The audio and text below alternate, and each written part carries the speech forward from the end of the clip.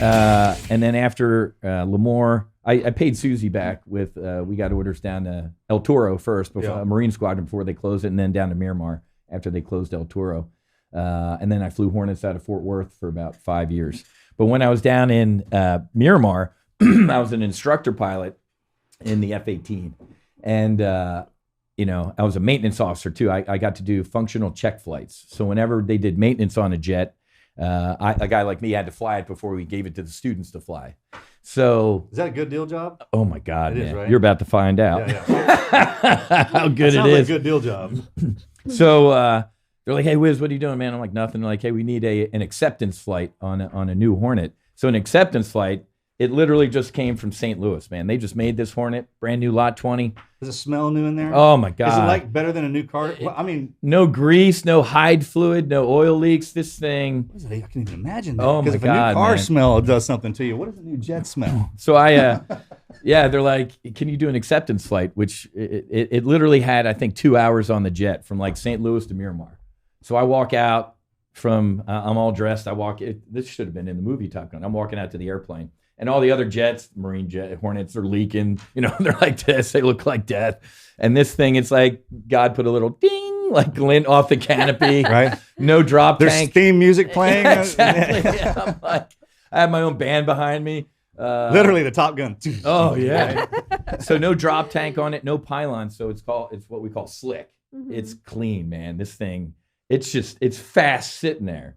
So yeah, I get in the cockpit. Sitting there fast. I'm just breezing this thing in, man. So I get out on the runway, and I, full afterburner, and I'm like out of the airplane already. I'm hanging on to the back of the plane because it is hauling ass down the runway. So I get airborne out of Miramar, get off of San Diego about 40 miles, and it takes all of 7.2 minutes to figure out that this jet's perfect. And then a lieutenant with extra gas happens. So the book says, 50,000 feet is the service ceiling. And I'm like, let's go test that out, man. Full afterburner, push the nose over in the mid-20s, go supersonic, and I'm hauling ass. So I just start climbing up, man. And I'm accelerating going up. Because you can't go straight up, right? You got to... Yeah, a little bit, about 45 degree, 60 degrry climb. And I'm accelerating going up. I'm like, oh, this is... The altimeter, it's like Bugs Bunny, man. It's just spinning, 30, 35,000 feet, 40, and I'm still zipping. And I go through 50,000 feet, man. And I'm like, all right, didn't hit my head, so let's just keep going. And I get up to about 61,000 feet. And it's black and blue. Oh my Curvature of the earth and black. And I'm like, oh, you can hear angels and stuff. That is awesome. I'm like, wow. I didn't have too much time to enjoy it because all of a sudden it's like, So it does do that? Oh, God, yeah. The engines, no air. So the engines were like... That sucker started hacking on you? Oh, the engines were hacking. Yeah, they were like, come on, Wiz. Let's go. So there's no breath hold manual on that thing? You hit breath hold, go up for a little bit, and come back down? And I'm so naive to this. Are you hooked up to oxygen? Oh, God, yeah. So you're really not allowed up there unless you're in a pressure suit. Because if there was like a pinhole in the canopy seal, I would have like liquefied. Yeah, but you're a lieutenant. They can take that. You know what I'm talking about? Yeah, man. Yeah, that's why they do I was there. That's right. Okay. So the engines are coughing. I'm like, oh, shit, I got my altitude record. Let's go for speed. Oh, my gosh. And I'm hauling ass. You got comms going? Oh, I'm not talking to anybody, baby. I know, but are they talking to you? Because oh, man. Nobody can talk to me. I'm talking to God. Well, that's what I thought. I was just curious as to when that.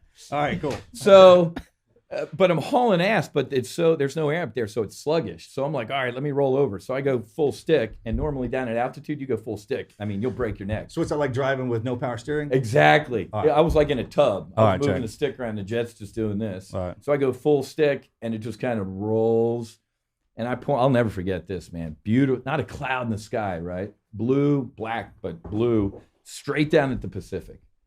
And I'm leaving the afterburners engaged. I am going the speed of everything, man. And I'm hauling ass. So the last thing I see. What's that feel like? Dude, it's insane.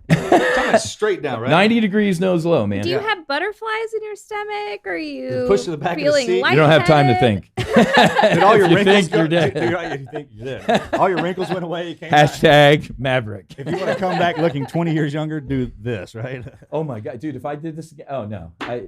This is 27, 28-year-old stupid lieutenant.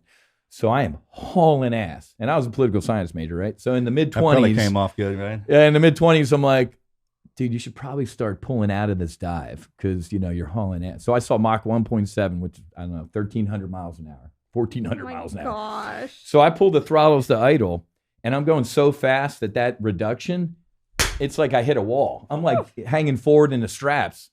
And that really got my attention. Now the butterflies are like hawks. I'm like, oh shit. Yeah. They ain't butterflies anymore. They're like bubble There's guts. literally a bald eagle in my stomach. I believe that's a bald eagle in my stomach. America. So now I'm doing math. And I go, oh shit. See, that's where it had been over for me. When they were like, hey, I got to start crunching some gimbals, I'd have radioed in. I'd be like, Roger that. Hey, we're not going to make it. There was math involved in this. I'm done. So. Shit. You know what I'm talking about? So I put the stick in my lap, right? I pull back. But in the Hornet, you're a voting member, right? So when you do this, the flight control computers go, all right, Wiz wants to do this, but if he does that, we're going to disintegrate. And we don't want to disintegrate. So I pull this and the jet gives me a little bit. I'm like, oh man. So it's just giving me a little bit of pull and I am hauling ass still downrange. And I'm like, quick political science, New Jersey guy math. I'm like, I'm going to hit the Pacific. And I can't eject. I'm literally, if I ejected at that speed, I'd vaporize. You're just gone, right? That's why we wear our dog tags in our boots, because in most aviation mishaps, the only thing that's what they find are your boots.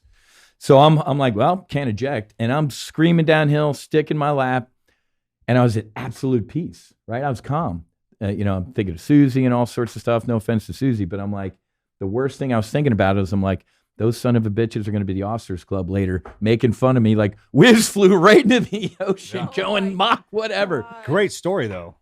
So I'm hauling ass. And I'm like, what it's going to feel like when I hit the water. Am I going to know? So I'm processing all this stuff. And now I'm getting into the teens and the air's thicker.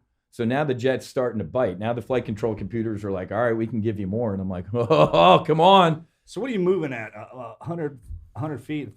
I think like 40,000 feet per minute down, I think it was at one point. I mean, it was insane. So I'm like a cotton ball at this point, like with the nose pointed up, but my vector just going straight down. I'm sticking the lap, and I'm like, oh, shit.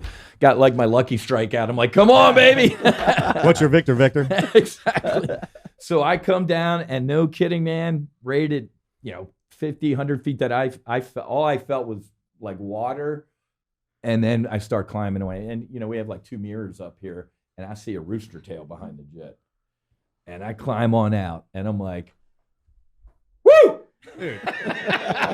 Meant to do that. This is the Team Never Quit podcast. So buckle up, Buttercup.